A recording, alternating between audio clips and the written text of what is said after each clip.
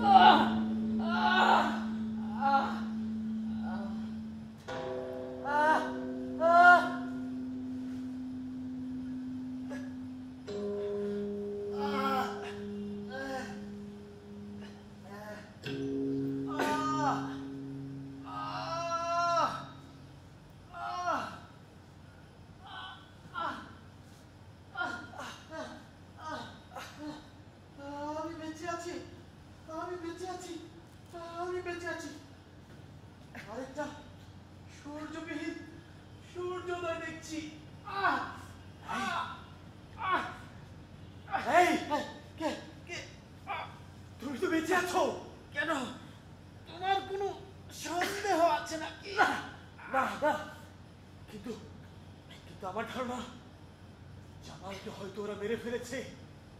চোখ মুখ উল্টে পড়ে আছে। গুড, আর মাত্র 6 জন। মানে মানে মানে আর 6 রাত্রি, তারপর সব শেষ। এসব আর ভালো লাগে না। যদি এখানকার সব জীবন শেষ হতো একসাথে, তবে কতই না মধু হতো। জীবন একসাথে একসঙ্গে, কিন্তু জানি এটা হবে না। এটাই তো ওদের খেলা, আমাদের মরণ দেখতে হবে, সব দেখতে হবে। প্রার্থনা করি আমি যেন হই তৃতীয়। তোমার কথা শেষ হয়েছে? আপাতত। আরে আরে জামালকে হয়তো ওরা মেরে ফেলেছে। তাতে আমি কি করব? যাও, তুমি যাও। প্রতিদিন ভোরে একটি করে মৃত্যুর সংবাদ। আচ্ছা আচ্ছা আচ্ছা, তুমি কি প্রতিদিন একটি করে মরণের পতাকা বয়ে বেড়াও? তোমার মানুষ সকাল সকাল সকল অশুভ ভর করে কেন? কেন খুঁজে পাও মৃত্যুকে?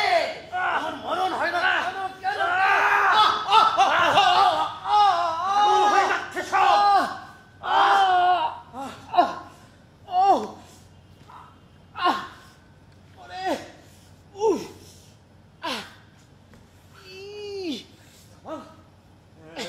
জামাল,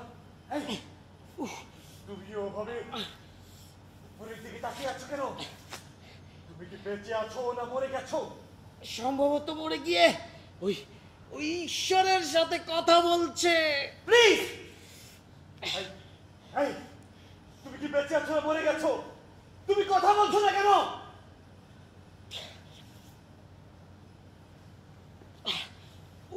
এই এই, কেউ কি মেরে ফেলেছে?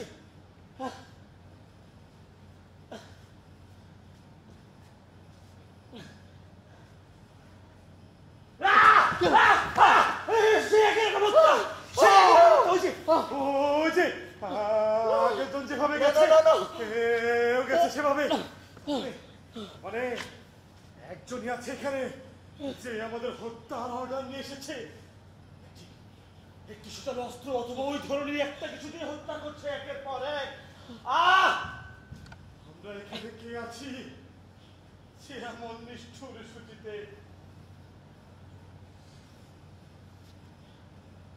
এক এক করে দুজন হলো, এরপর কে? তুমি? না না, আমি না, আমি না, আমি না, আমি না, আমি? না না না না না না, অন্য কেউ? না না।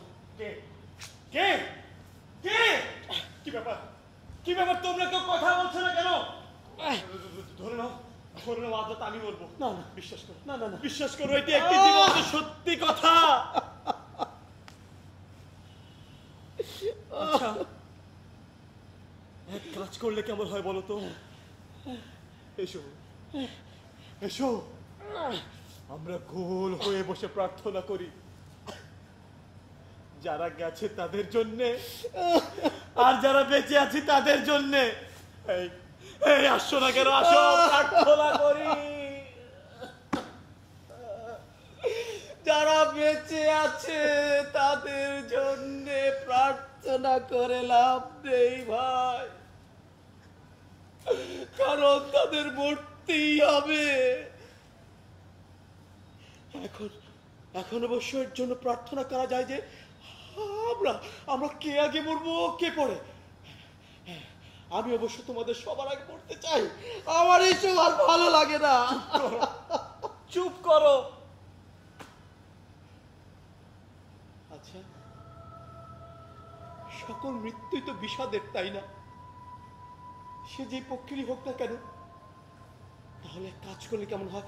ধরো ধরো, আমাদের মৃত্যুকে যদি আমরা একটা উৎসবের মধ্য দিয়ে নিয়ে যেতে পারি, তাহলে হয়তো মৃত্যুকে নিয়ে এত ভয় পেতে হবে না। রাশেদ মরে গেছে, তোমাদের কি কারো বিশ্বাস হয় না? দুজন গেল। অথবা ধরো আজ আমি মারা যাচ্ছি, তাহলে এক কাজ করলে কেমন হয়?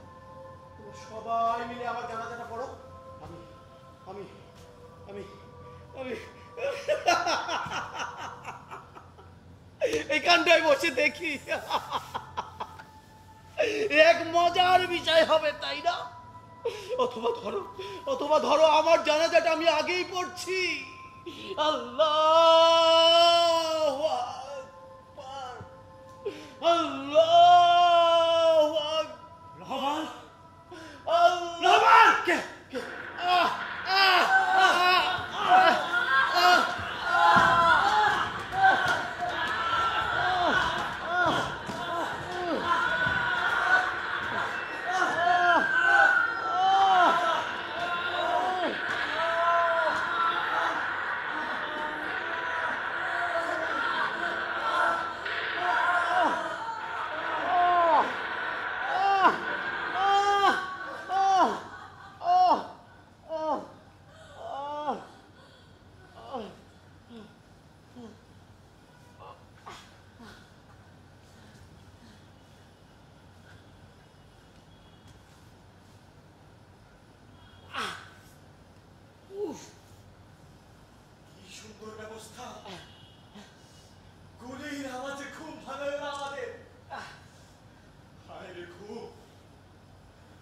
গুলির আওয়াজের বদলে গুলির আওয়াজ।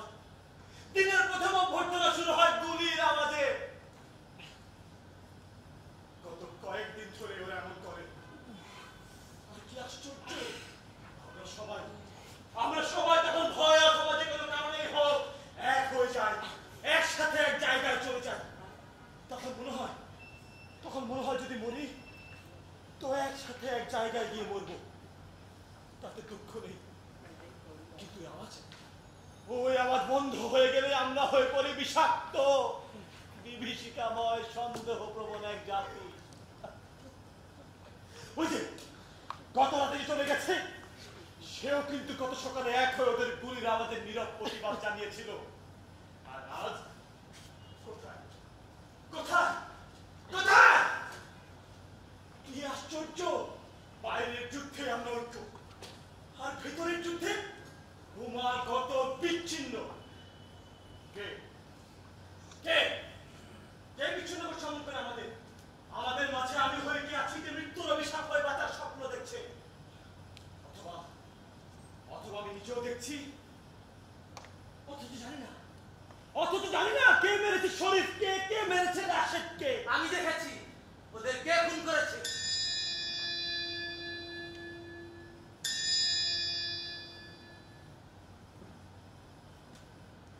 কি বললো তুমি? তুমি দেখেছো? তুমি দেখেছো? আমি দেখেছি।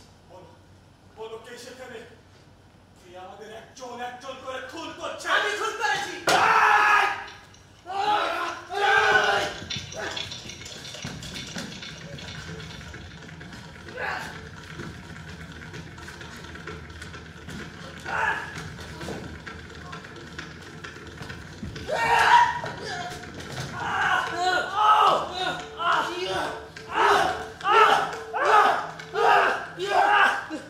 তোমার ভীতি অথবা তোমার ও দুটোর কোনোটাই হত্যাকে ঠেকাতে পারবে না, কোনো খুনকেই বন্ধ করতে পারবে না। কারণ হত্যাকারী যেখানে তোমার অথবা আমার হৃদয়ের কোনো একটি লোভনীয় আশায় নিবিষ্ট মনে বসবাস করছে, যেখানে আমরা, হ্যাঁ আমরা প্রত্যেককে সন্দেহের মিনারে তুলে মন মনেই ভেবে রেখেছি এই বুঝি সেই ঘাতক। সেখানে আমার মতো একজন মানুষ তার আত্মগ্লানি থেকে মুক্তি তো পেতে পারে। কি বলো তোমরা? একমাত্র ভয়ঙ্কর খুনিরাই শুধু এমন সাধারণ ভাবে বলতে পারে যে সে খুন করেছে। হতেও পারে। আর যারা খুন দেখে দেখে অভ্যস্ত হয়ে গেছে, তারাও এমন ভাবলেশীন ভাবে বলতে পারে যে সে খুন করেছে।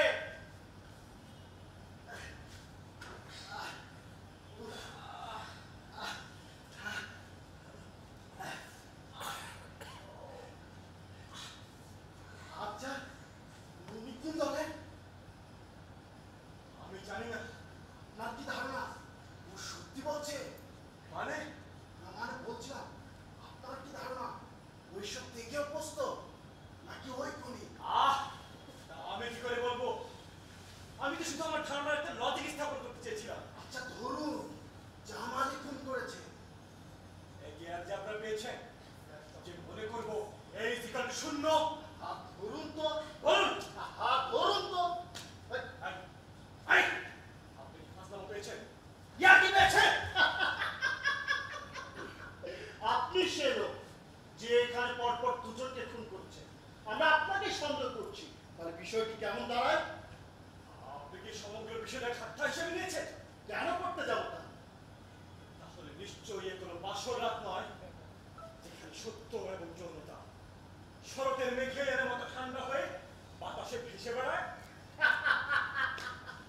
সাহেব সাহেব, আমরা কিন্তু সত্যি সত্যি বাতাসে ভেসে বেড়াচ্ছি। আপনি কি আমাকে সত্যি সত্যি সন্দেহ করছেন? না, একেবারে না, আমি এমনিতে কথাগুলো বলছিলাম। কিন্তু আমার কেমন যেন মনে হয় আমরা কিন্তু সবাই সবাই সন্দেহ করতে শুরু করেছি। হতেই পারে।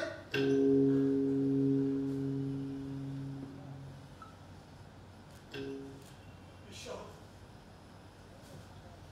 ঈশ্বর, এই জনচিহ্ন মনের সংকীর্ণতা থেকে মুক্ত হতে চাই ঈশ্বর। মুক্ত করতে চাই সকল মানব মানবীকে তারা পরিণামদর্শী ভাবনার পৃষ্ঠপোষকতা থেকে। হ্যাঁ ঈশ্বর, আজ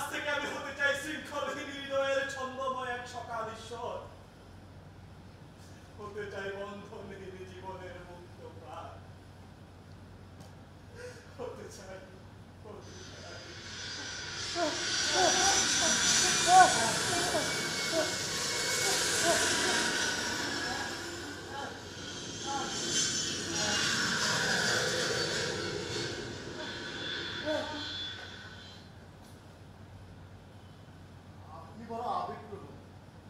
জীবনে সবই সম্ভব, আপনাকে সবকিছুর জন্য প্রস্তুত থাকতে হবে। তার মানে আপনার ক্ষেত্রে এমনটি হলো, আপনার কোনো আপত্তি নেই, তাই না? চিহ্নে মানে অবশ্য আছে। আমি অন্তত আমার পথ চলার অনেক পরিবর্তনে আনতে পারি। আমি কিন্তু আমার নামক বিষয়ে প্রশ্ন তুলছি না। তবে তবে এতক্ষণ আপনি আমাকে যা বলেছিলেন, এখন যদি তা আমি আপনাকে রিপিট করি, মানে মানে যদি আমি এমন মনে করি যে আপনি আমাদের একজন একজন করে খুন করছেন, তাহলে আমি আমি কেন? হ্যাঁ হ্যাঁ আপনি ধরুন ধরুন এই মুহূর্তে আসামি আপনাকেই বানাতে চাই, আর আমরা যদি হই বিচারক। বিচারক? হ্যাঁ হ্যাঁ বিচারক।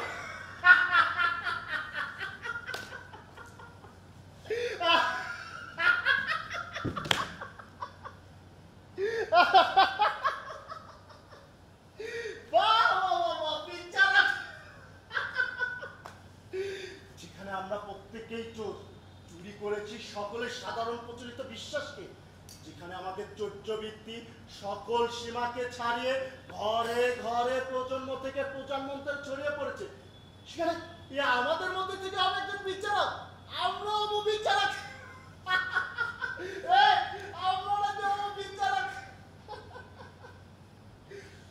কোন বিচারে নয় আজ পর্যন্ত সূর্যের আলো দেখেছে? হ্যাঁ বলো, এই তোমরা বলো।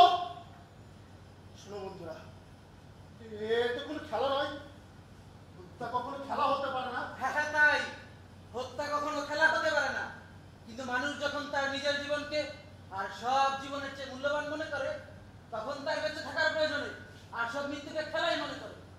আর ঠিক বছর ধরুন এটি খেলাই না, এটি কোনো খেলা নয়, এটি কোনো কানামাছি ভো ভো নয়। আচ্ছা ঠিক আছে, এটি কোনো খেলা নয়, এটি কোনো কানামাছি ভো নয়। তো আমি তোমাকে একটি প্রশ্ন করতে চাই। তুমি মনে হয় হঠাৎ করে সিরিয়াস হয়ে গেছো। হ্যাঁ সিরিয়াস। আচ্ছা, তোমাকে তো তারা গত পরশু দীর্ঘ সময় আটকে রেখে পুনরায় ছেড়ে দিয়েছে, তাই না? জামাল, প্রশ্ন করার আপত্তি নেই, তা অবশ্যই তীব্র সন্দেহের বাইরে থেকে করা উচিত। তীব্র সন্দেহের বাইরে থেকে মানে? সে আবার কেমন শব্দ? তুমি আমাকে সন্দেহ করো না? করি, অবশ্যই করি। তোমার কি ধারণা আমরা এখানে একজন আরেকজনের উপর বিশ্বাস রাখতে পারছি না? আমি তা বলছি না। তবে আচ্ছা, তোমাকে তো তারা দ্বিতীয়বারের মতো নিয়ে কোনো প্রকার শারীরিক চর্চা না করে ছেড়ে দিয়েছে, তাই না? এই, তুমি কি আশা করো? হ্যাঁ কি আশা করো? ওরা আমার হাত পা ভেঙে এখানে পাঠাবে? না, আমি তো আশা করছি না। তবে এখানে প্রবেশ করার সময় তোমার চোখের যে দীপ্তি এবং মুখের জজ্জলতা দেখেছি, তাই এদের কাউকে না হোক, এ আমাকে লক করেছে। যা, তোমার চোখ তাহলে অন্ধ না। অন্ধ নয়। তাহলে তুমি চিৎকার করছো কেন? আমি তো আস্তে আস্তে বলছি। তুমি আস্তে আস্তে বলছো সত্যি, কিন্তু তোমার কথা একটি। ছেড়ে দাও। কি ছেড়ে দেবো? এই এই এই, তোমাকেই আমরা একমাত্র সন্দেহ করছি। না। ধন্যবাদ। বেশ, তাহলে এটা তো সত্যি। কি সত্যি? যা তুমি আমাদের কথা পরশু বলেছিলে। ও পরশু কি বলেছি তা আমার মনে নেই। পরশুর সময়গুলো সবসময় স্মৃতিগুলোকে এলোমেলো করে দেয়। আমার তো মনে হয় না গত পরশুর সময়গুলো তোমার কাছে বিভৎস ছিল। কি বলতে চাও তুমি? ঠিক আছে, তুমি যা বলেছিলে আমি তা আবার বলছি। তোকে ওরা বলেছে, তারা আমাদের মধ্যে একজন লোক ঢুকিয়ে দিয়েছে, যে কিনা ওদের লোক। হ্যাঁ জামাল, হ্যাঁ আমার মনে পড়েছে। চেহারায় আমাদের মতো হয়ে এখানে খাপটি মেরে আছে। হ্যাঁ, সুতরাং তাদের আর প্রয়োজন হবে না আমাদেরকে মারা, তাই না? না প্রয়োজন হবে না। আমরাই তাহলে একজন আরেকজনকে হত্যা করে স্বর্গ আনরকের পথে দীপ্ত পায়ে এগিয়ে যাবো, তাই না? দৃপ্ত পদক্ষেপে এগোনোর পিছনে তো আমি কি জানি? এই, তুমি আবার এগিয়ে যাচ্ছ কেন? এই, হ্যাঁ, তুমি কে? হ্যাঁ তুমি কে? তোমার বয়স কত? তুমি আমাকে এভাবে এলোমেলো করছো কেন? হ্যাঁ, তোমার সাথে আমার সম্পর্কের ভিত, এই যে ঘরটা দেখছো, এই ঘরের মতোই ঠুনকো, অথচ বিব্রতকর কথা বলে কেন করছো অসম্মানিত? তুমি একটি কথা মনে রেখো, তোমার প্রতিটি বাক্য, প্রতিটি সন্দেহ বারবার সত্যিকারের সন্দেহ তার প্রান্তে ঠেলে দিচ্ছে। আমার ইডিয়েটিক প্রশ্ন মানে আমি অস্বাভাবিক সময় অতিক্রম করছি, আমি নিজেকে অসম্মানিত বোধ করছি। দেখেছেন যেখানে চারিদিকে মৃত্যুর হাহাকার, যেখানে বেঁচে থাকাটাই মুশকিল, মৃত্যু যেখানে সম্মান সম্মান নামক যন্ত্রণার গলায় কখনো কোনো মালা পড়ায় না, সেখানে কিনা সামান্য একটা ওরিয়েন্টাল সমস্যা নিয়ে। এই ওরিয়েন্টাল সমস্যা মানে?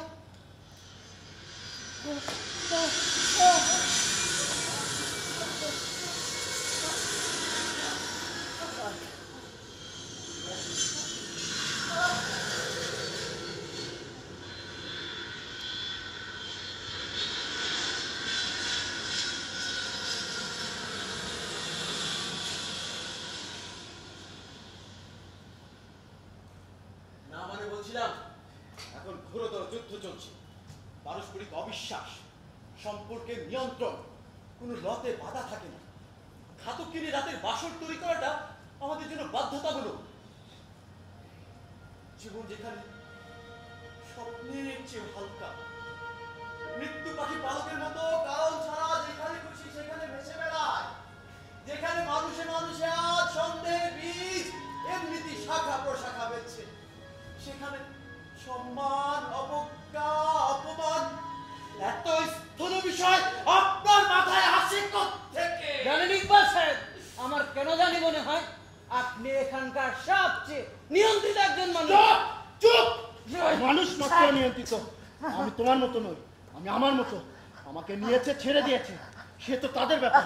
আমার উপরে লোক আছে, আমি নিশ্চয়ই চাইবো এখান থেকে বেরিয়ে যেতে। সে যে কোনো উপায়, সে অধিকার নিশ্চয়ই আমার আছে। বললেন যে কোনো উপায়? কিন্তু এ কথা তো আপনি আমাদের আগে বলেননি। এখানে একটা ডাইনিং টেবিলের পরিবেশ নেই। আপনি এখান থেকে ছাড়া পাবেন এই বিশ্বাসটুকু আপনার আছে? আছে, কারণ আমি কোনো অন্যায় করিনি। ওদেরকে এটা বুঝিয়েছি, ওরা তা বিশ্বাস করেছে।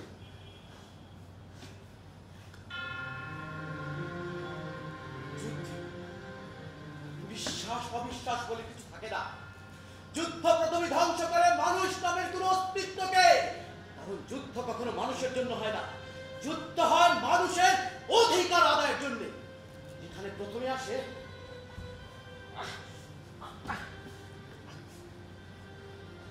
এখনো মাটি।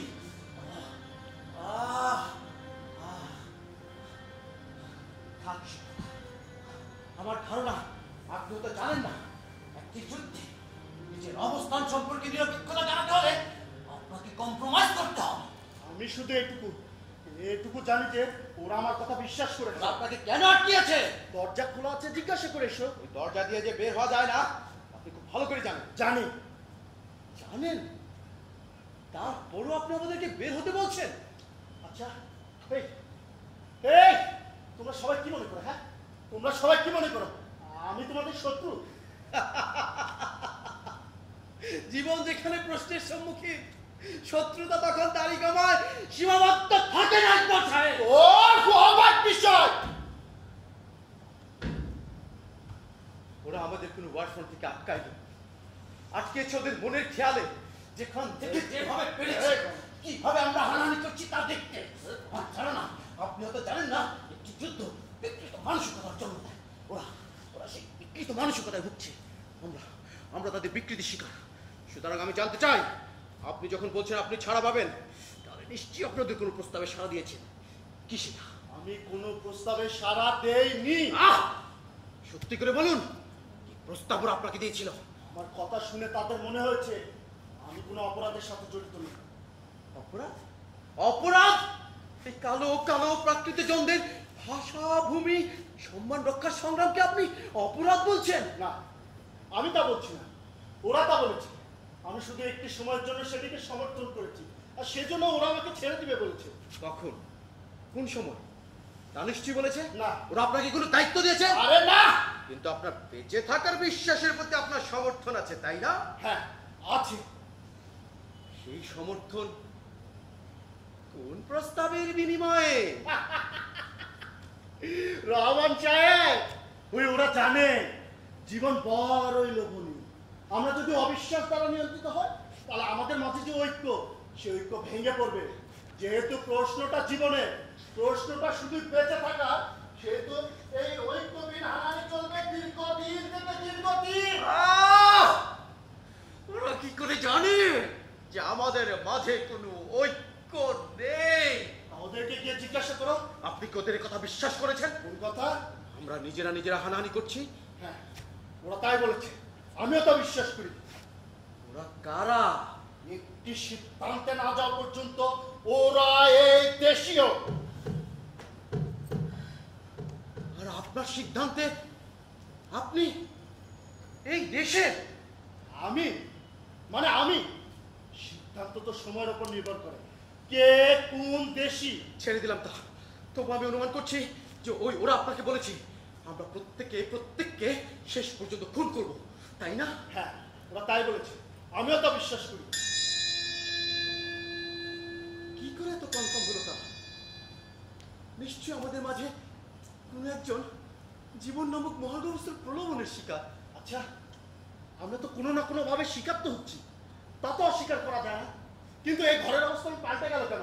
মনে হয় আমি একজন খুনি। বিশ্বাস করো, তোমরা বিশ্বাস করো, আমি একজন বনেদি সম্মানীয়। বিশ্বাস করো। বিশ্বাস? কি বিশ্বাস? তোমরা বিশ্বাস করে আমরা আমাদের নিয়ত হত্যা করব এবং হত্যা করছি।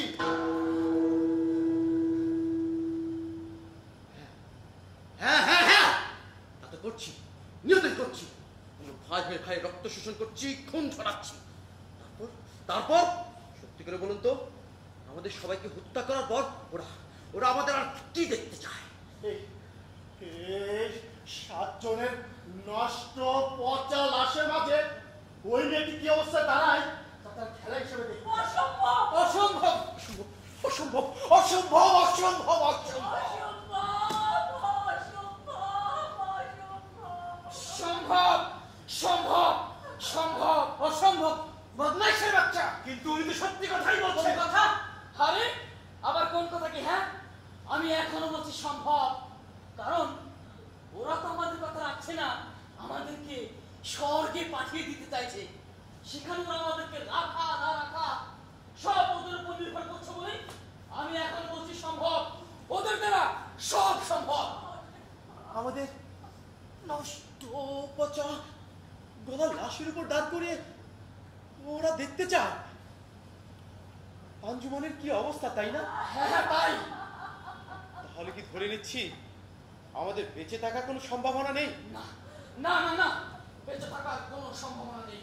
তাহলে কি এই কথা সত্যি যে এখানে ওই মেয়েটির সাথে আরেকজন পুরুষ বেঁচে থাকছে, আর সে হলো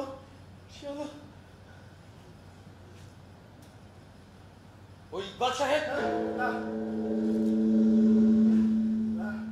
যদি ইকবাল সাহেবের কথা সত্যি হয় তাহলে তো এখানে ওই মেয়েটির সাথে আরো একজন পুরুষ বেঁচে থাকছে। বিশ্বাস করো, তোমরা বিশ্বাস করো, ওদের সাথে আমার কোনো আঘাত হয়নি, আবার কথা নয়। একজন চেনা মানুষ কি করে তার আত্মিক সম্পর্কিত মানুষকে হত্যা করে তা তার খেলা হিসেবে দেখতে চায়। বিশ্বাস করো, তুমি বিশ্বাস করো, তুমি বিশ্বাস করো। যুদ্ধে বিশ্বাস অবিশ্বাস এই দুয়ের মাঝে শুধু একটি জিনিস থাকে, তা হলো মৃত্যু। আপনি নিরস্ত্র, আপনার মৃত্যু সার্বক্ষণিক। যেখানে এই ঘর থেকে বের হওয়ার পর ওরা আপনাকে পেছন থেকে প্রশ্ন করে শেষ করে দিতে পারে। যেখানে আপনার মৃত্যুই সব নাটকের শেষ নাটক, সেখানে আপনি আপনার সম্মান বুঝেন, আর এটা বুঝেন না। আমি বুঝতে পারছি না কেন তোমাদের ভ্রান্ত বিলাসের সাথে আমার বিশ্বাসকে একত্রিত করছে। এই গোলমালের সময় তোমাদের সাথে একসাথে মরতে পারি, কিন্তু সে তো যুদ্ধের প্রেক্ষাপট। তাই বলে আমার প্রাণের রাজ্যতা অবিশ্বাস বলে কিছু নেই।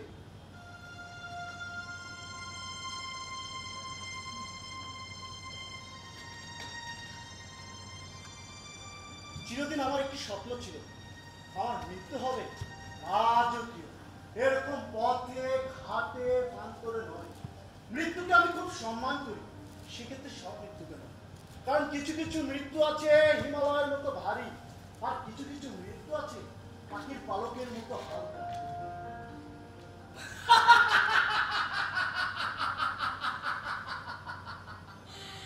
পাখির পালকের মতো হালকা। নিজের ভুল জীবনে বিখ্যাত লোকদের কোটেশন ঢুকানো কোন রাজনৈতিক থিওরিতে পেয়েছেন? যাকে বাদ দেন সব কথা। আচ্ছা, আপনার ওয়েট কত? হ্যাঁ, বোঝেননি? না।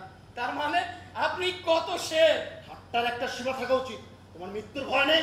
আছে, তবে আপনার মতো আর জীবনের মতো নয়। আমি ভারী না হালকা এসব বুঝিনি। আমি বুঝি।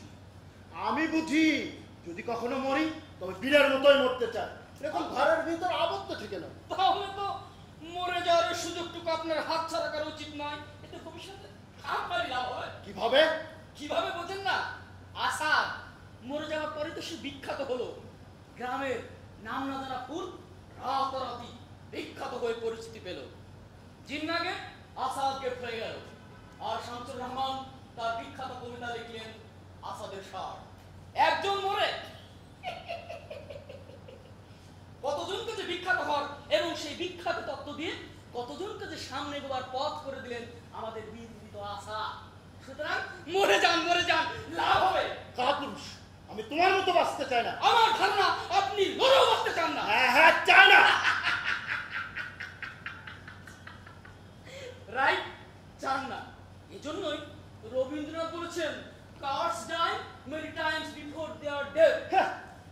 স্টুপিড, রবীন্দ্রনাথের কথা না, এটা ইউরোপীয় কবি শেক্সপিয়ারের। আরে বাবা, আপনি আমাকে বোঝানোর জন্য আবার শেক্সপিয়ারকে ইউরোপীয় কবি বলছেন? ভাইজান, আমি কি একবার বলেছি যে শেক্সপিয়ার ভাইয়ের বাড়ি আন্নের নোয়াখালী কিংবা মগবরিশালে? যাই বলুন, আমি আপনাকে পরীক্ষা করছিলাম আর কি। অনেকেই না জেনে কোটেশন চালিয়ে দেয়, মুখ ছেড়ে দেয়। তা আপনাকে যাচাই করার জন্য রবীন্দ্রনাথের নাম বললাম, কারণ আপনাদের মতো ইন্টেলেকচুয়ালদের গন্ডগোলের সময় ওই শালা, ওই শালা, ওই গন্ডগোল করছিস। তাহলে কি বলবো? কি বলবো মানে? ও ভাই, অনেকেই গন্ডগোল বলে তো, তাই প্র্যাকটিসের কারণে মুখে চলে এসেছে। ওরে বাচ্চা, আবার প্র্যাকটিস করছিস কেন? ভাই, কিন্তু বিষয়টিকে বুঝতে পারছি না। সবাই আমাকে শুয়োরের বাচ্চা, বদমাশের বাচ্চা, হারামির বাচ্চা বলে গালি দিচ্ছে কেন? কারণ তুই মাঝে মাঝে ওই সব বিশেষণের চাদরদের মতো কথা বলিস।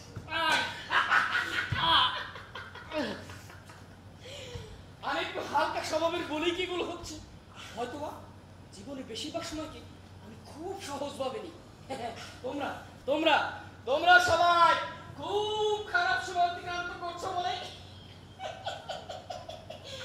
আমি তোমাদের সাথে একটু মজা করছিলাম আর কি। কিন্তু সে সুযোগে তোমরা আমাকে নিয়ে যা তা করছো, অথচ ওই সাহেব যাকে আমি প্রথম থেকে সন্দেহ চোখে দেখছি, মানে আমাকে সন্দেহ করতে মানে? ছাড়ুন ছাড়ুন ছাড়ুন ছাড়ুন। ধন্যবাদ। আপনাকে একটা সত্যি কথা বলি, যে কোনোভাবে হোক না কেন আপনি আপনাকে এইখানে অত্যন্ত যত্নের সাথে একজন বনেদি সম্মানীয় শিক্ষিত শ্রেণীর বলে প্রতিষ্ঠিত করার চেষ্টা করেছেন। সেক্ষেত্রে অবশ্য কিছুটা সফল হয়েছেন, কিন্তু আমার যে ক্ষুদ্র অভিজ্ঞতা তাতে এই পৃথিবীতে জটিল কোনো সমস্যার সম্মুখীন যখন এই শ্রেণীর ভদ্রলোকেরা পড়েন, তখন একমাত্র ওইসব চিত্রশিল্পে তারা নিজেদের স্বার্থে অত্যন্ত নিচুভাবে ব্যবহার করেন, যা এখানেও প্রমাণিত। কারণ আপনাদের ইন্টেলেকচুয়ালিটির দাপট এমনই যে সকল সন্দেহের মধ্যে থেকেও এরা কেউ আপনাকে একবারের জন্য শুয়োরের বাচ্চা, বদমাশের বাচ্চা, তুমি আমার সম্পর্কে কতটুকু জানো? হ্যাঁ, কতটুকু জানো? এখানকার সবার কোয়ালিটির ইনফিনিটি কোয়ালিটি আমার। আমি আমার নিজস্ব সম্মানীয় বুদ্ধি ইন্টেলেকচুয়ালিটি দিয়ে ওদের সাথে। কি বললে তুমি? ইন্টেলেকচুয়ালিটি? এদেশে এক ধরনের ইন্টেলেকচুয়াল তৈরি হয়েছে যাদের আমি পেপার ইন্টেলেকচুয়াল বলি, যারা প্রতিদিন সকালবেলা চায়ের কাপে মুখ দিয়ে পেপার পড়ে, সেই পেপারের অভিজ্ঞতা সঞ্চয় করে 2 বছরের সন্তানের উপর প্রয়োগ করে প্রথম সম্মানীয় ইন্টেলেকচুয়াল হিসেবে। আচ্ছা রহমান, আমরা কি কোনোভাবে এই প্রসঙ্গের বাইরে যেতে পারি? না না না, পারি না। কারণ সম্মান অসম্মানের বৈশ্বিক বিভ্রান্তটুকু আমার কাছে এক ভয়াবহ জিনিস। ভয়াবহ যুদ্ধের মাঠে নিজেকে দাঁড় করিয়ে সম্মান অসম্মানের লোহার শেকলকে ভাবছেন ফুলের শেকল, নিজেকে আর্যবান ভাবছেন। ভাবছেন ওরা আপনাকে ছেড়ে দেবে, আপনি আর্যবান। তার উল্লাসে নিজের জীবনকে হিমালয়ের মতো ভারী বানিয়ে ফেলছেন। আর আমরা সবাই পাখির পালক, আমরা সবাই পাখির পালক। ওই যে দুজন অনার্য পড়ে আছে, তাদের মৃত্যু কি পাখির পালকের মতো হালকা? আমি শুধু আমার কথা বলেছি, সেখানে অন্য কারো প্রশ্ন আমি আনি। আর আমার বিশ্বাসকে, হ্যাঁ, আমার বিশ্বাসকে আমি গর্বের সাথে স্মরণ করি। এই গর্বের যন্ত্রণায় পূর্বে সবাই, শুধু একজন ছাড়া, তাই না ইকবাল সাহেব? সে মানুষ আমি নাও হতে পারি। কি বললে তুমি? তুমিও হতে পারো। কি বললে? আমি হতে পারি? আমি হতে পারি? অসভ্য বর্বর জানোয়ার! সবাই ভাই ছেড়ে বেঁচে থাকার মতো সাথ নেই আমার। অভিশপ্ত জীবন তো শেখা আমার কথা আমাকে হুকিয়ে দেখাচ্ছে।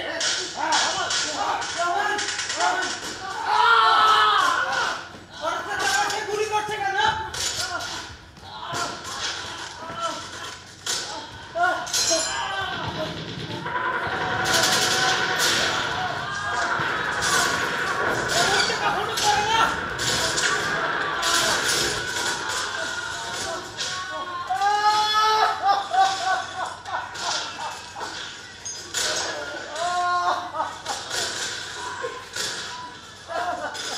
রহমান, কি করলে তুমি?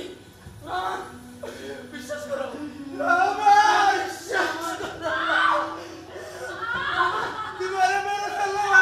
তোমরা বিশ্বাস করো, আমি জানি না, আমি জানি না। আমি শুধু ওর ভ্রান্ত ধারণাটাকে পাল্টাতে চেয়েছি, ওকে বুঝাতে চেয়েছি সমস্ত প্রাণের মূল্য অনেক, মাত্র একটি জীবনের থেকে।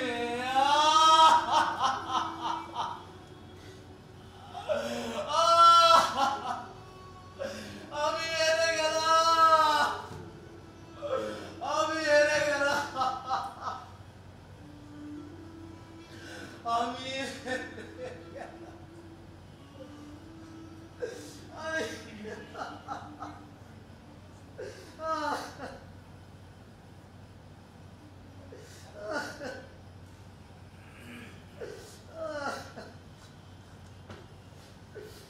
আমিও বিশ্বাস করতে পারছি না, আমিও বিশ্বাস করতে পারছি না। এমনও হয় যাকে আমরা এতক্ষণ সবচেয়ে বেশি সন্দেহের মিনারে তুলে ক্রুশবিদ্ধ করছিলাম, সেই কিনা আমাদের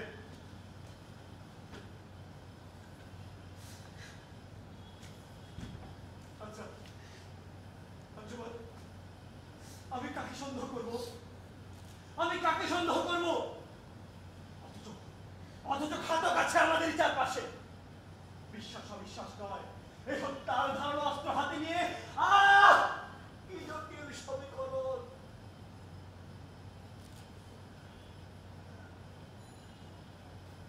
অন্য চোখে জটিল সমীকরণের কোন অংশ তো আমিও হতে পারি। তবে তবে হত্যা আমি কাকে সন্দেহ করব? আমি কাকে সন্দেহ করব? আমি কাকে সন্দেহ করব? প্রথমে এবং সবশেষে তুমি নিজেকেই হও সন্দেহের শিকড়ে জল ঢালো, বীজ বাঁচাও, বীজ গজাও, তারপর সেই বীজ তুমি ছড়িয়ে দাও সারা দেশে। সৃষ্টি হবে বিভৎস আগামী, ধ্বংস হবে ভবিষ্যৎ, পুড়ে যাবে সব, শুধু হবে অঙ্গ সর্বাঙ্গ দিয়ে, আর নষ্ট হবে মন মনন সব সব কিছু।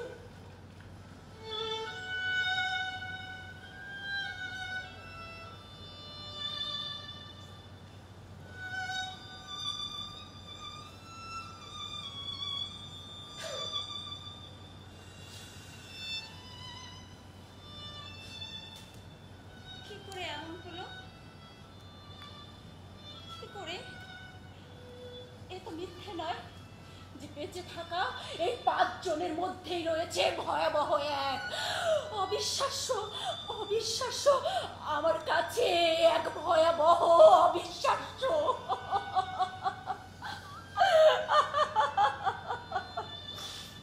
আচ্ছা আচ্ছা, আমি কাকে বলবো? আমি কাকে বলবো যে তুমি করেছো খুন, তুমি করেছো খুন, তুমি?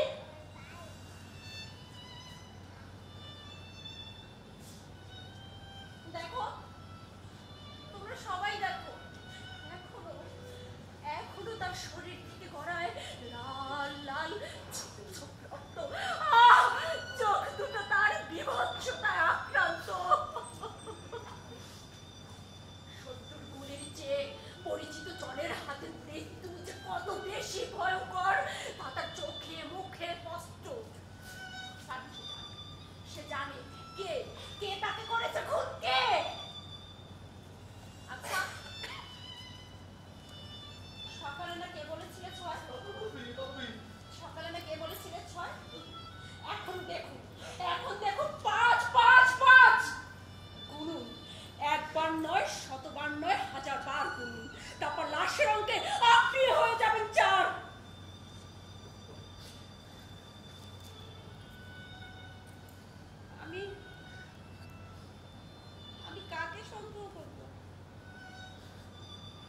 কি করে সন্দেহ করি?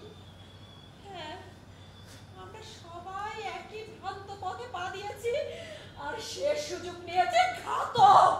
কাকে তুমি ঘাতক বলছো? কাকে? তুমি কি তোমার বিচারে স্পষ্ট? না, কেন নয়? জানি না, জানি না, আমি কিচ্ছু জানি না। আমি জানি। মানুষ এমনই আঞ্জুমান, ছুরিটা যখন তার সন্তানের দিকে আসে তখন সে বুক পেতে দেয়। এখানে তোমার ঠিক তেমনি একজন আছে, তার এমনটা হোক তুমি তা কিছুতেই চাইবে না, তাই না নারী? এ তো মাথায় আসেনি, কোনো ভাবনায় নয়। আসবার কথাও নয়, কারণ সে যে তোমার পুরুষ, শুধুই তোমার। হ্যাঁ, হ্যাঁ, সে তো পুরুষের হিসেবে, সে চেতন অবচেতন যে কোনো ভাবেই হোক না কেন। হ্যাঁ, হ্যাঁ, কথাটা সত্য, কিন্তু কিন্তু কি করব বলো? মানুষ তো বাঁচতে চায়, মানুষ তো বাঁচতে চায় তার পরিমণ্ডলে থাকা একটি আশা নিয়ে। আশায় বিভ্রান্তি ঘটলো কুয়াশে ঘেরা সত্যতা নিয়ে। আর সেই সত্য যদি কেড়ে নিয়ে যায় প্রকৃতি, তবে তবে কেমন করে বেঁচে থাকা, কেমন করে হয় বলো?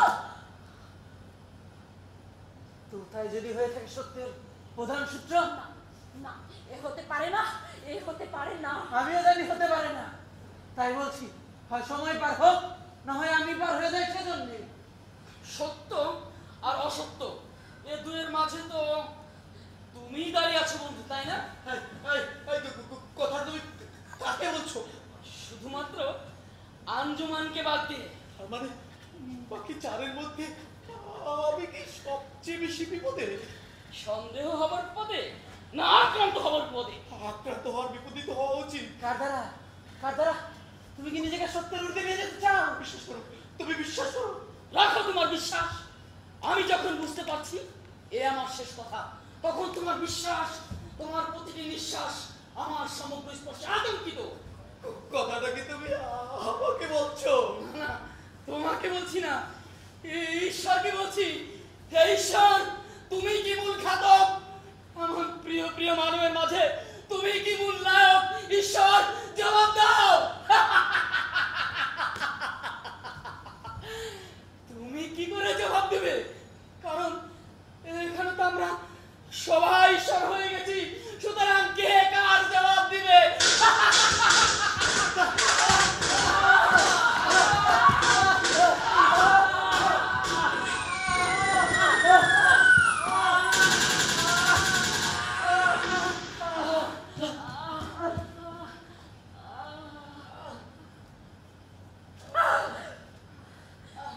ওই দেখো ঈশ্বর কেমন জবাব দিল।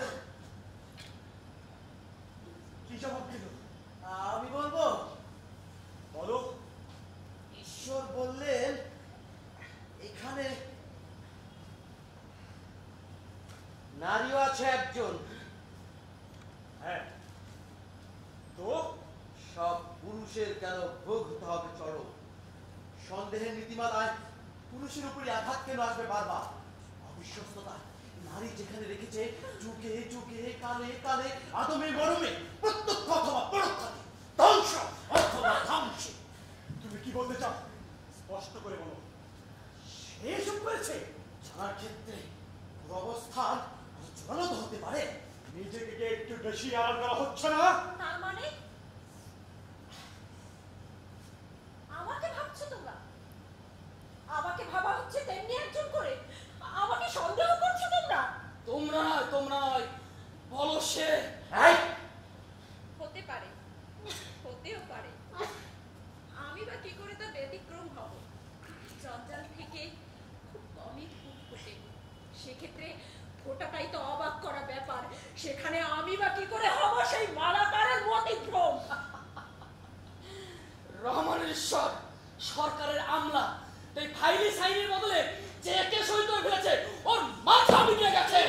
কথা তো উঠেছে সন্দেহের খাতায়। এবার নতুন সংযোজন আমি।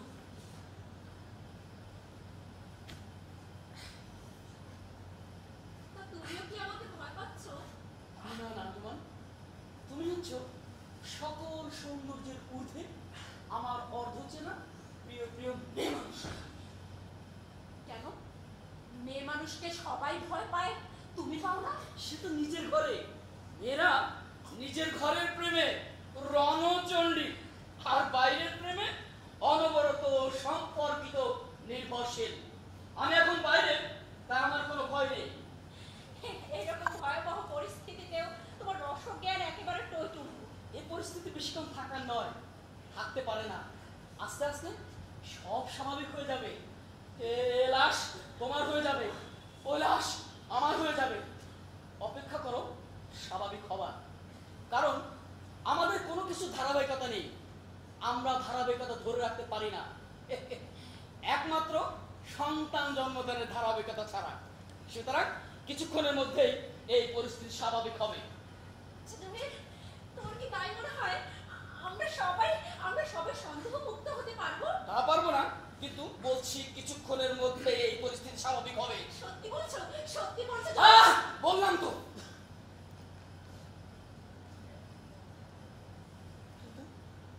আঞ্জুমান, তুমি এমন করছো কেন? কি হয়েছে তোমার? আচ্ছা জহির, বলো। তোমার বন্ধুকে তো আমি দীর্ঘদিন থেকে চিনি, তাই না? হয়তোবা। হয়তোবা কেন? না মানে এই পরিস্থিতিতে চেনা নিশ্চয়ই কখনো হয়নি, তাই বলছি হয়তোবা। আচ্ছা, আকারে ইঙ্গিতে ওরা বলছে, অথবা ধরো সেই যদি খুনি হয়। আঞ্জুমান, সন্দেহের চাবি নিজের ঘরে আনবে না কখনো, সব সব পুরো সাখার হয়ে যাবে। চারিদিকে এত ঘন ঘন গোলাগুলি হচ্ছে কেন? আঞ্জুমান, আমার ধারণা ওই যদি খুনি হতো, সর্বপ্রথম সে তোমাকে খুন করতো। মানে মানে দীর্ঘ পথে মেয়েরা বড্ড ক্লান্তিকর হয়, সেজন্য। তার কি প্রমাণ আছে? বলো বলো, তার কি প্রমাণ আছে? আমাকে একটু একা থাকতে দাও প্লিজ। একা থাকতে চাই মানে? যেখানে মৃত্যুর বিভীষিকা হানা দিয়ে বেড়াচ্ছে নিত্য, যেখানে মরণ পায়ের গোড়ায় নুপুর হয়ে বাঁধাচ্ছে রিন ঝিন শব্দ, যেখানে ঘাতক হতে পারি আমি, তুমি, রহমান, জামাল অথবা স্বামী, সেখানে কে একা থাকতে পারছে? যে ঘাতক সেও কি একা থাকতে পারছে? না, মৃত্যু যে তাকে দাবিয়ে বেড়াচ্ছে। না না না, এ ঘরে আর কাউকে বিশ্বাস করা সম্ভব নয়। তোমার প্রেমিককে বাদ দিয়ে নিশ্চয়। নিশ্চয়, অবশ্যই। কিন্তু তুমি সে কথা বলছো তো? হ্যাঁ, আমি সে কথা বলছি।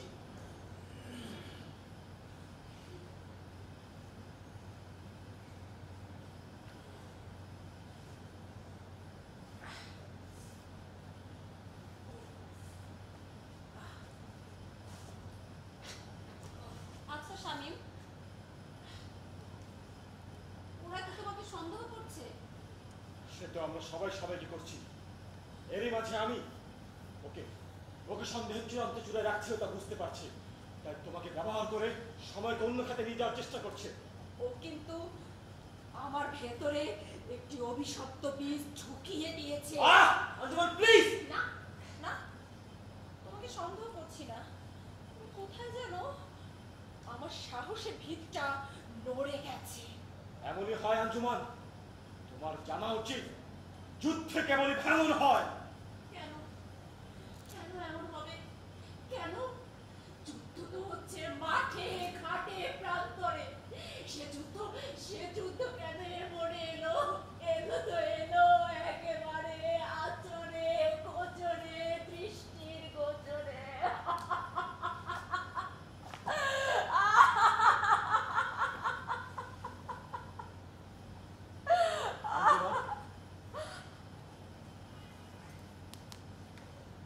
আচ্ছা জহির, আচ্ছা শামীম,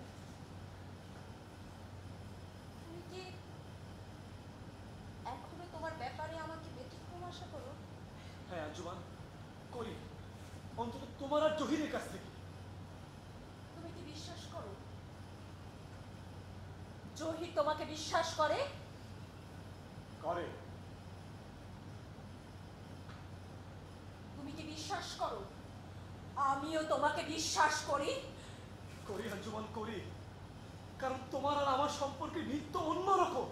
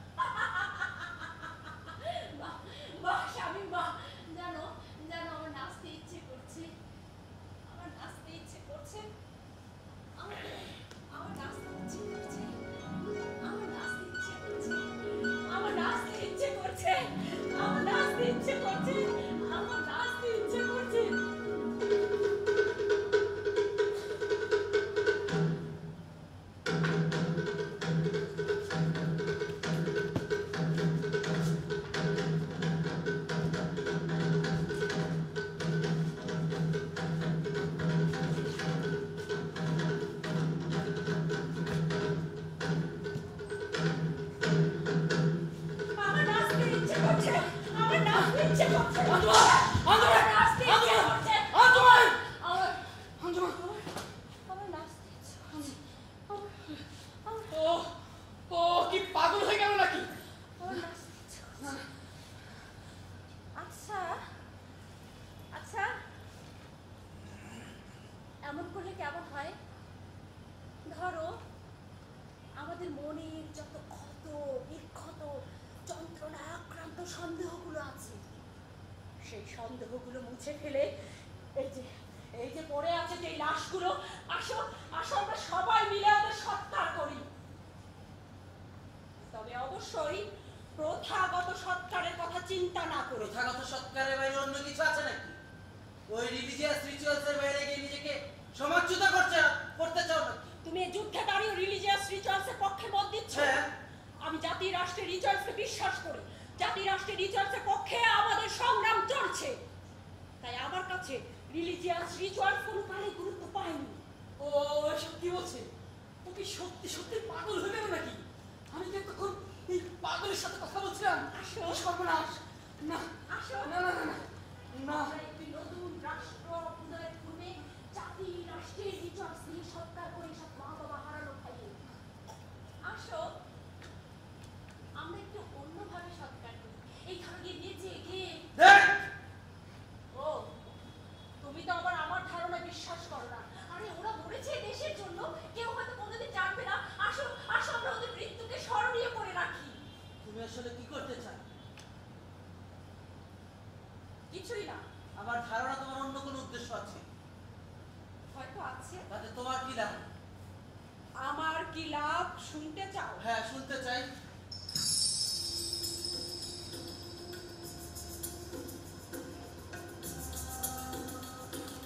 আমার লাভ সেই সৎকারে এখানকার খাদ্য অংশ নেবে। আমি দেখতে চাই তার প্রাণের জোর কতটুকু। কেন তুমি এমন কেন করছো? তুমি এমন কেন করছো? তাহলে কি তুমি এসে থাকছো?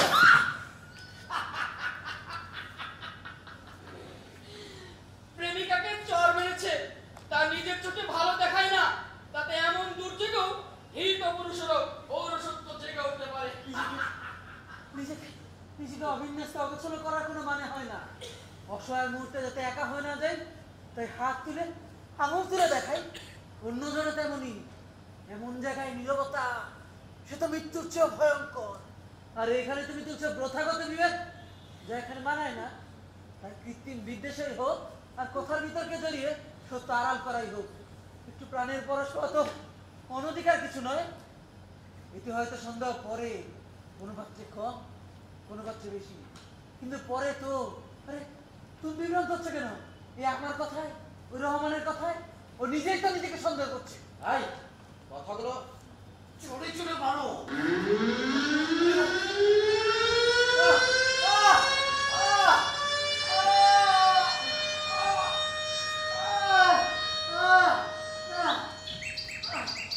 বেলা মনে হয় পড়ে এলো। আঞ্জু যেভাবে কথা বলছে, মনে হচ্ছে ওর মস্তিষ্কটা বিকৃতি ঘটছে। তবে তা অবশ্যই খুব ধীরে। আর তোমার হচ্ছে খুব দ্রুত, তাই না? একবার ওকে একবার ওকে। রাজনীতি শুরু করেছো কবে থেকে? রাজনীতি নয়, ওকে সামাল দিতে না পারলে বড্ড ক্ষতি হয়ে যাবে। ও তোমাদের সকলের কথায় আমিও পাগল হবার উপক্রম। হয়ে যাও, পাগলই হয়ে যাও। পাগল হয়ে একের পর এক খুন করবে, আর কোনো সন্দেহ থাকবে না, তাই না রহমান? আমি তোমাকেই খুন করব, আমি তোমাকেই খুন করব। কত তুমি আঘাত করে কাবু করেছিলে, সেই ভুল পথে পা দিয়ে আমিও তাকে কত বিখ্যাত করছি। অথচ কি অসহায় ভাবি না সে চলেছে এখানকার একজনের হাতে। সেই একই পদ্ধতি আমাকে কাবু করতে চাইছো? ঠিক আছে, আমি খুন করেছি। Yes, yes, আমি খুন করেছি। এবার আমি তোমাকে খুন করবো। এ কি সবাই কিন্তু উদ্ভ্রান্তের মতো আচরণ করছে, এখন আর কেউ কাউকে ছেড়ে কথা বলছে না।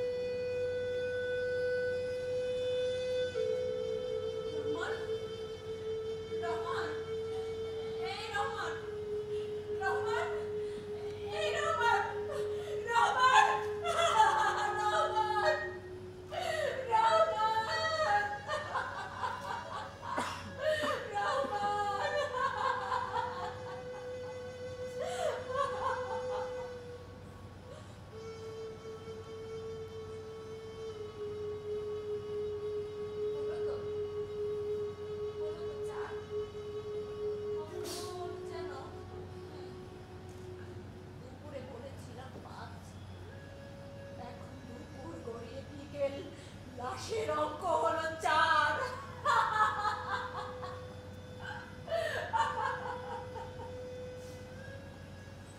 আচ্ছা, একটি নারীর সংসারে পুরুষের প্রয়োজন, কিন্তু সে কি ঘাতক পুরুষ? না, না, এ হতে পারে না, এ হতে পারে না। তার চেয়ে আমি যদি এই আশা করি যে সে শিকার হোক ঘাতকের হাতে, তাহলে অন্তত আমি মরে গিয়ে বলতে পারবো সে ছিল আমার জীবনের পুরুষ, আমার প্রাণের পুরুষ, আমার সত্যিকারের সত্য পুরুষ।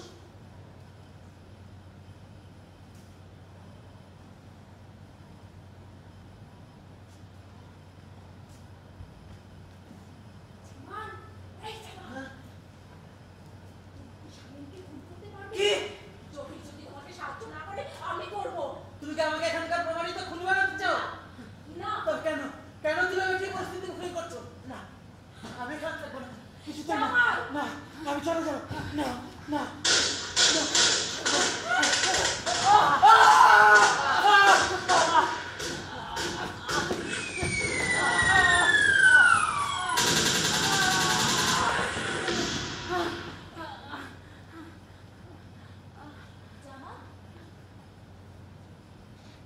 জামাল,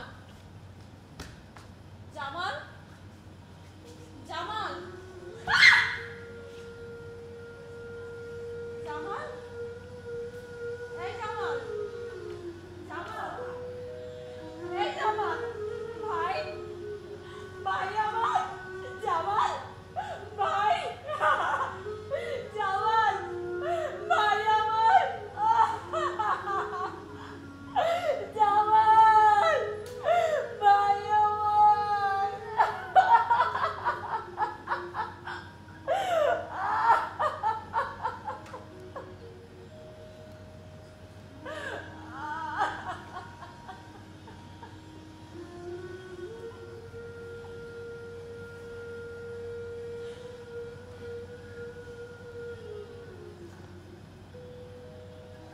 শেষ পর্যন্ত সত্যের মুখোমুখি আমাকে দাঁড়াতেই হলো। আমি দাঁড়িয়ে আছি এক প্রাচীন সত্যের মুখোমুখি, যেখানে ভেসে যাওয়াটাই স্বাভাবিক, অস্বাভাবিক শুধু প্রতিরোধ করা। সময় আমাকে এ কোন বিপর্যয়ের সামনে দাঁড় করিয়ে দিল। আমি কোন পথে এগোবো? আমি কোন পথে এগোবো? আমি কোন পথে এগোবো? আমি কোন পথে এগোবো? আমি কোন পথে এগোবো? কোন পথে এগোবো? আঞ্জুমান,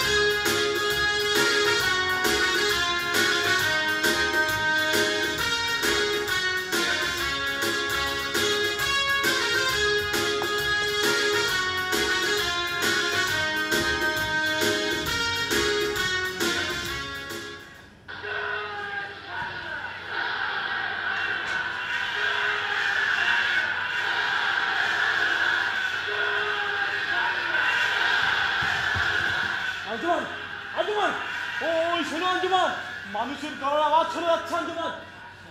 আমার ধারণা এই অঞ্চল মুক্ত হয়ে গেছে।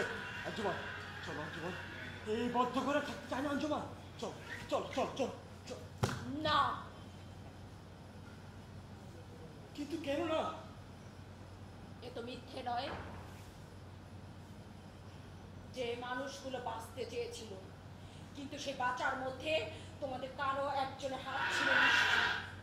এই ঘরে, হ্যাঁ এই ঘরে, এই ঘরে একজন মানুষ এবং একজন পশু রয়েছে, কিন্তু আমি তোমাদের দুজনের কাউকে বিশ্বাস করি না। আমি চললাম।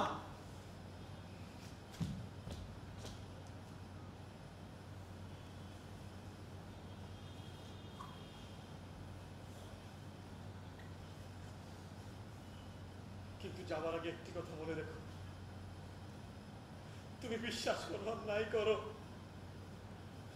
এই হত্যায় আমার হাত ছিল না। আমি ওদের লোক নই।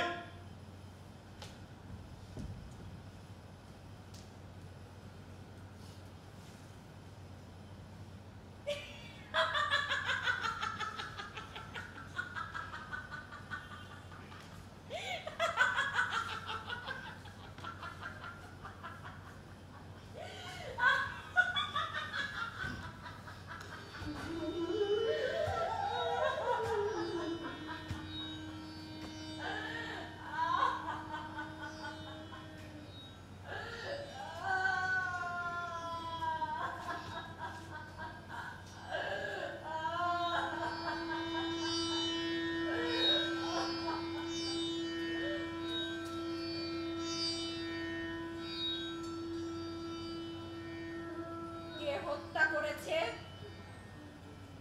সে হিসেব এখন আমার কাছে গৌণ।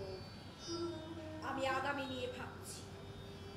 আজ যে দুজন পুরুষ এই ঘরে জীবিত ছিল, তাদের মধ্যে একজন যে খুনি, তো মিথ্যে না।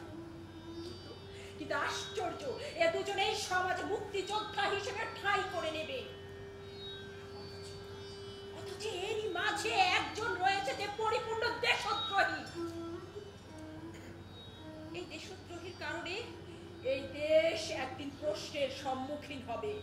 দেশদ্রোহী হবে দেশপ্রেমিক, আর প্রকৃত দেশপ্রেমিকদের হত্যা করা হবে গ্রামে, গঞ্জে, শহরে।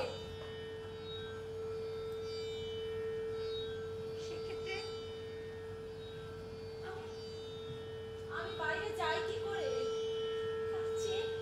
তার চেয়ে এই ঘরটাই, হ্যাঁ এই ঘরটাই আমার কাছে অনেক আপন।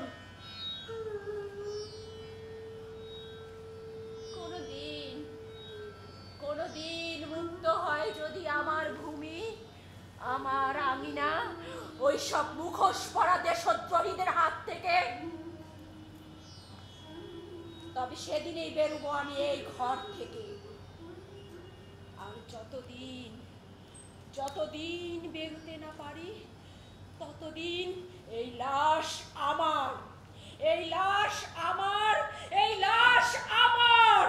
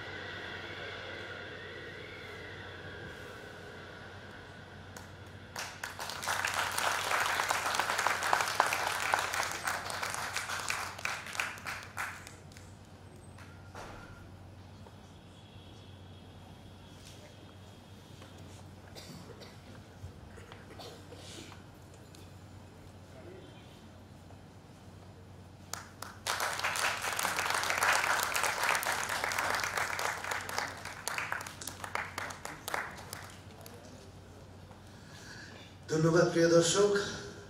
আসুন পদাতিক নাট্য সংসদকে এমনি সাহসী একটা প্রযোজনা আজ সন্ধ্যায় আমাদের উপহার দেওয়ার জন্য জোরে একটা করতালি দিয়ে অভিবাদন। প্রিয় দর্শক, নাটক শেষে আমাদের সামান্য একটু আনুষ্ঠানিকতা থাকে, সেজন্য কিছুটা সময় আপনাদের কাছ থেকে চেয়ে নিচ্ছি। আমাদের মাঝে উপস্থিত আছেন বিশিষ্ট নাট্যকার, নির্দেশক, অভিনেতা জনাব গোলাম সারোয়ার স্যার। উপস্থিত আছেন বাংলাদেশ গ্রুপ থিয়েটার ফেডারেশনের সম্পাদক, গবেষণা ও তথ্য, নাট্যজল জাহিদ রূপন।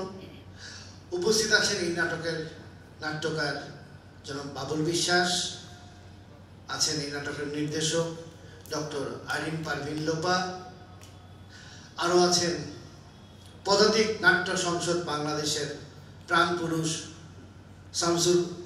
সেলিম শামসুল হুদা চৌধুরী। আমি বাংলাদেশ গ্রুপ থিয়েটার ফেডারেশনের কেন্দ্রীয় কমিটির নির্বাহী সদস্য প্রকৌশলী শেখ সাফায়াতুর রহমানকে অনুরোধ করবো অতিথিদের নিয়ে মঞ্চে আসবার জন্য।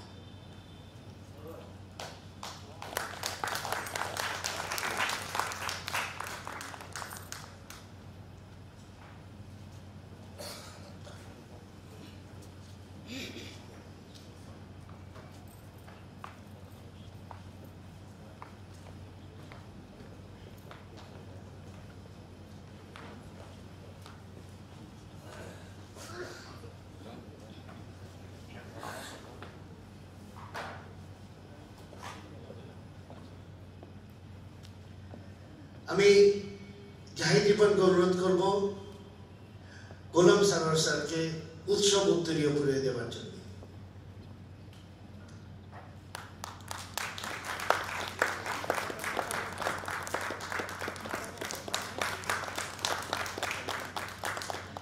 আমি গোলাম সারোয়ার স্যারকে অনুরোধ করব সেলিম শামসুল হুদার হাতে আমাদের উৎসব স্মারকটি তুলে দেওয়ার জন্য।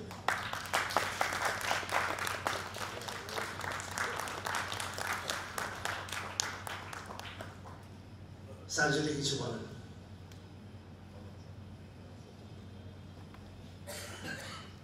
ধন্যবাদ শুধু দর্শক মন্ডলী যারা এতক্ষণ নাটকটি উপভোগ করলেন। সেলিম শামসুল হুদা চৌধুরীকে ধন্যবাদ, পদাতিক নাট্য সংসদের বাংলাদেশ এই দলের প্রধান, যিনি এই নাটকটি দর্শকের সামনে নিবেদন করবার জন্য। শুধু দর্শক, আপনারা জানেন যে মাটি নয় জঙ্গিবাদের, এ মাটি মানবতার, এই শীর্ষক একটি নাট্য উৎসবের আজকে 17তম দিন বাংলাদেশ শিল্পকলা একাডেমি এবং গ্রুপ থিয়েটার ফেডারেশন যৌথভাবে এই নাটকের আয়োজন করেছে। নাটকটি আমি আজকেই প্রথম দেখলাম, খুবই উপভোগ্য একটি নাটক। কেন যে দেখিনি তাও বুঝতে পারিনি। এর মধ্যে আজকে কততম আমি জানি না, 17টি প্রযোজনা ইতিমধ্যে হয়েছে। আমরা একটি মুক্তিযুদ্ধ করেছিলাম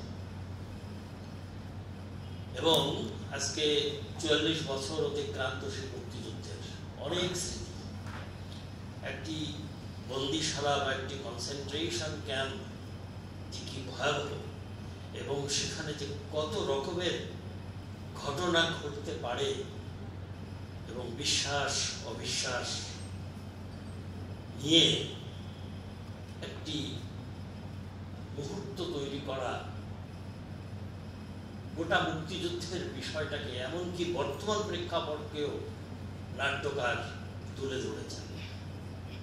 আমি ধন্যবাদ জানাই নাট্যকার বাবুল বিশ্বাসকে এবং সেই সঙ্গে এই নাটকের প্রয়োগকর্তা ডক্টর আইরিন পারভিন লোপা, তাকে যথেষ্ট পরিশ্রম করেছে। খুবই ভালো একটি নাটক। আমার মনে আছে, একটি গল্প বলি, যে এইরকমের একটি কনসেন্ট্রেশন ক্যাম্পে মুক্তিযোদ্ধাদেরকে যখন বন্দী করে রাখা হয়েছিল, সেখানে একটি ছোট্ট শিশু ছিল। প্রত্যেকটা মুক্তিযোদ্ধাকে নিয়ে গিয়ে ক্যাম্পে টর্চার করা হচ্ছে বিভিন্ন তথ্য জানবার জন্য। তো যেহেতু তারা মুক্তিযোদ্ধা, কখনোই মূল তথ্যটি সোলজারদের কাছে, মানে পাকিস্তানিদের কাছে প্রকাশ করেনি। এক সময় তাদের মনে হলো যে এই ছোট্ট শিশুটিকে যদি ওরা টর্চার করে, তো সব কথা বলে দেবে গোপন। তখন তারা একবার সিদ্ধান্ত নিল যে এই শিশুটিকে আমাদের যে করি হোক মেরে ফেলতে হবে, তা না হলে সে যদি এই টর্চারের ফলে যদি কোথাও গিয়ে বলে দেয়, তাহলে তো আমাদের হাজার হাজার মুক্তিযোদ্ধা মারা পড়বে। সুতরাং এই শিশুটিকে যে করে হোক মারতে হবে। এবং শিশুটি ছিল ওই মুক্তিযোদ্ধারের কারো একজন নিকটতম আত্মীয় মানে সন্তান, এবং তারা ওই শিশুটিকে সেখানে হত্যা করে। সুতরাং একটি বন্দিশালা বা কনসেন্ট্রেশন ক্যাম্পে যে কত রকমের ঘটনা ঘটতে পারে, কত রকমের দ্বন্দ্ব কনফ্লিক্ট তৈরি করতে পারে, যথার্থ নাট্যকারী কেবল তা মুক্ত করতে পারে। আমার মনে হয় বাবুল বিশ্বাসকে আরও ধন্যবাদ দেওয়া দরকার, উনি যাতে ভবিষ্যতে আরও আমাদের এ ধরনের নাটক উপহার। ধন্যবাদ সেই দর্শক মণ্ডলী আমার কথা শুনবার জন্য। ধন্যবাদ স্যার। অনুরোধ করবো সেলিম শামসুল্লাহ চৌধুরীকে কিছু বলবার জন্য। ধন্যবাদ। আমার বলার কিছু নেই, কারণ সালাল ভাই যেগুলা বলেছেন আমি ভেবেছিলাম নাটকের শুরুতেই আপনাদেরকে বলবো যে আমাদের মহান মুক্তিযুদ্ধের চেতনাটা কি বুকে ধারণ করে নাটকটা দেখলে আপনারা হয়তো ফিল করতে পারবেন, কিন্তু সালাল ভাই বলেই দিয়েছেন আর আমরা বলিনি শুরুতে। আমার মনে হয় এটা এক ধরনের একটা কাজও হয়েছে যে আমরা আসলে উপলব্ধি করতে পারছি যে আপনারা না বললেও আপনারা জিনিসটা ধারণ করেই দেখেছেন এবং উপলব্ধিতে নিয়েছেন বাংলাদেশ ৭১ সালে কি একটা মুহূর্তের ভিতর দিয়ে পার করেছিল এবং সারা দেশে এরকম লক্ষ লক্ষ ঘটনা ঘটেছিল। এটা তার একটা ছোট্ট ঘটনা। আমাদের উচিত হবে নতুন প্রজন্মকে তাদের মাথার মধ্যে এটা দিয়ে দেয়া যে কিভাবে আমরা বাংলাদেশটা পেয়েছিলাম, তাহলে আজকের যে হানাহানি, যে ভুল বোঝাবুঝি বা যে ধরনের ঘটনা এই দেশকে নিয়ে ঘটছে চারিদিকে, সেটা আর হবে না। আমরা একটা সুন্দর এবং আমাদের স্বপ্নের বাংলাদেশ, যেটা বঙ্গবন্ধু বলেছিলেন, সেটাই আমরা পেতে চাই, সোনার বাংলাদেশ। জয় বাংলা। ধন্যবাদ জনাব সেলিম শামসুল্লাহ চৌধুরী। প্রিয় দর্শক, এই মাটি নয় জঙ্গিবাদের, এই মাটি মানবতার শীর্ষক 18 দিন ব্যাপী জাতীয় নাট্যোৎসবের আগামীকাল শেষ দিন। আগামীকাল এই মঞ্চে দেখবেন বহু বচনের নাটক দেবী। নাটকটি দেখার আমন্ত্রণ রইল। শুভরাত্রি।